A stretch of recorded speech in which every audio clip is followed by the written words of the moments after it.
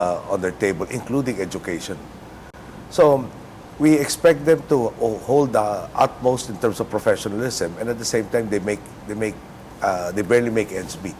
So we instead of spending a third, they're now, from the figures are about 3,000 to 5,000 pesos. It is now 200 pesos, not to rent but to own their housing unit.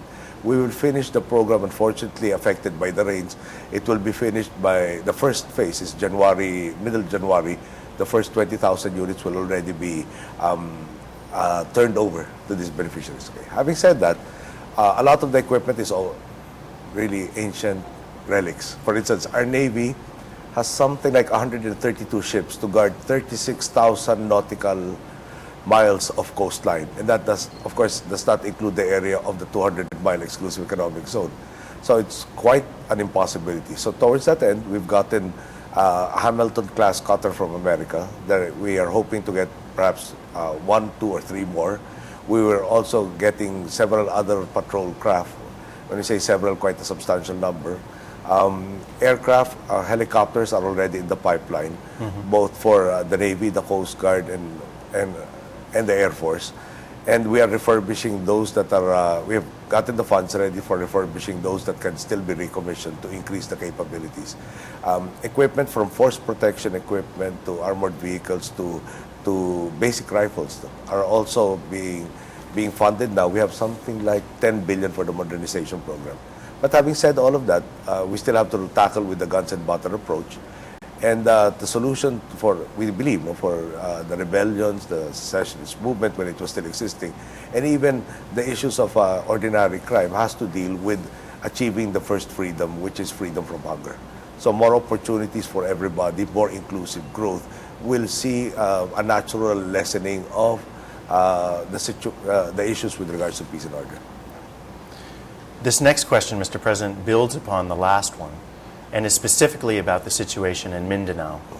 Mariano and James ask, Mindanao is an island rich with natural resources, but we haven't been able to tap into this because of security issues. The Moro Islamic Liberation Front has been killing our soldiers while peace talks take place. Isn't it about time we eliminate terrorist groups once and for all?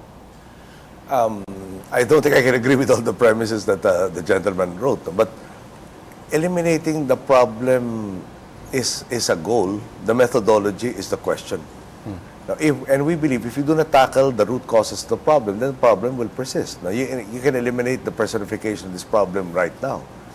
But if the situation is such that there is a kid wants to study and the schools do not exist, has to travel on roads that do not exist, does not have any upward mobility, then he will opt out of the system, and we have a new generation of people who would want something better, and that is but natural.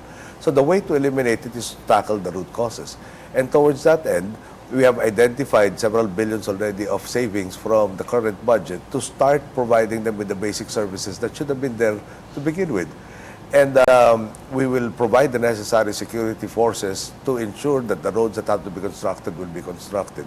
The rural health units are there.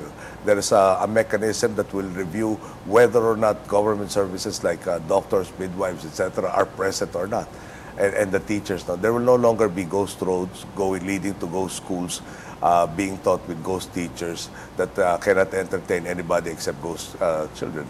Now, this development will show the people what it can be if government is practicing good governance, and therefore we believe they will opt to reinforce the system, and that will be the holistic solution to addressing the situation. So you actually see social issues, education, health, infrastructure issues underlying the security concerns, and then underneath those issues, you seem to be talking about corruption and good governance issues as feeding up into those social issues. Just to emphasize the point, our Commission on Audit, which audits all government expenditure, came out with a report that for the year 2008 and 9, the Office of the Regional Governor had 80% of its budget questioned.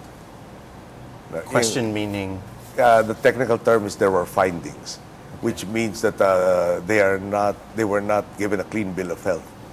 Which means that potentially there are a lot of cases that will be filed on that aspect.